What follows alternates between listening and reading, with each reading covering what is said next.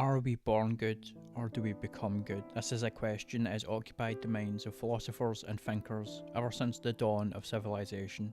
Indeed, in ancient China, two contrasting philosophies of human nature were proposed by the Confucian philosophers Mencius and Xunzi. While both philosophers laid great emphasis on cultivating individual and collective virtues in accordance with the teachings of Confucius, they differed greatly on how such virtues are cultivated.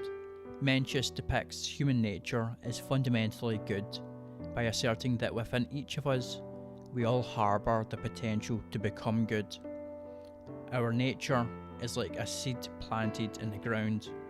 If properly tended to with food and water, the seed will flourish and bloom, but if neglected, our pure and benevolent nature will wither on the vine. According to Mencius, in each of us we contain the seeds of virtue, which when properly tended to, will naturally blossom into what he calls the four sprouts of virtue.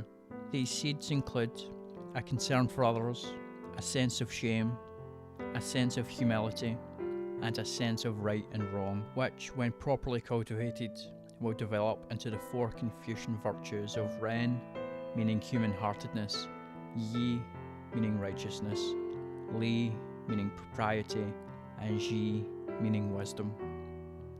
In a famous thought experiment, Mencius invites us to imagine a child walking precariously along the ridge of a well. As the child loses their balance, an onlooking observer, observing the situation, feels a sudden desire to grab the child's arm and to save them from falling into the well. For Mencius, this is the seed of Ren at play. In this manner, Ren and virtue constitute not only a disposition towards a situation, but they are also directed towards the practice of acting appropriately. In a related concept, when we reach moral cultivation, we practice what Mencius called pure knowing, or lang ji. That is, we react to moral situations in a seamless process of perceiving, understanding, judging, willing, and of taking action, in much the same way that we are seamlessly drawn to beauty and repulsed by bad odours. In this manner, moral development is something that is developed internally.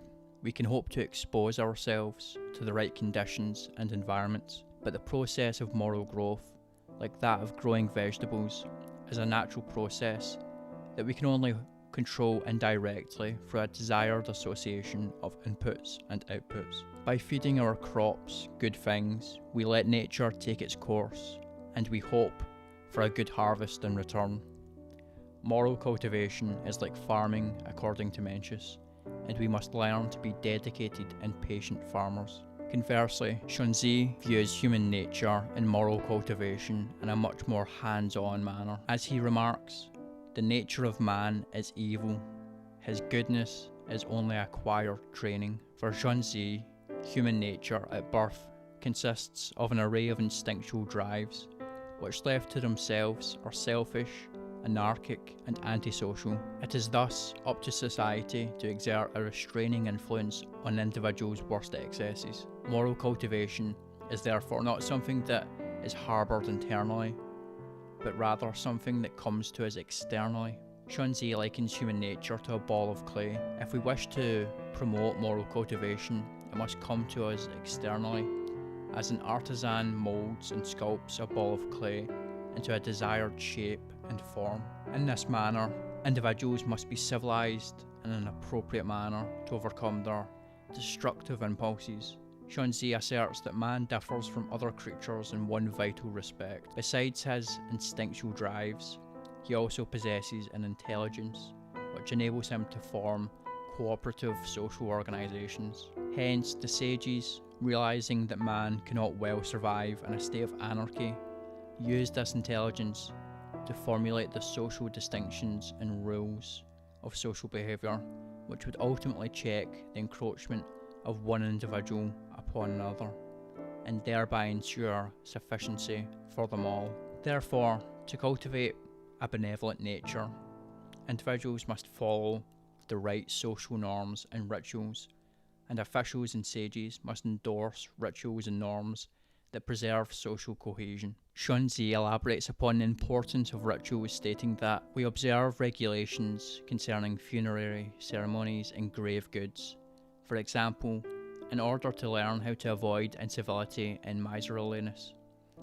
Similarly, the mandatory 3-year mourning period for deceased rulers and parents helps us conduct ourselves properly by providing suitable forms for us to express emotions that are so deep as to be potentially debilitating. In this manner, we must turn our attention to our heart-mind, or benjing, to the external world and apprehend the constancy of nature. The heart-mind is capable of overriding every human impulse, even instinct of self-preservation, if it conflicts with the correct patterns, as Xunzi remarks. Indeed, we should practice the way of the earth, heaven, and human beings, in the hope that we can translate these principles of constancy into a constant and orderly society. However, despite the differences between Mencius and Xunzi, they both agree that we can strive towards what is good through dedication, and that we always have autonomy over our own moral development. If you've liked this video and want to see more videos on how philosophy can help us study society, then please share, subscribe, and like the video. Thank you.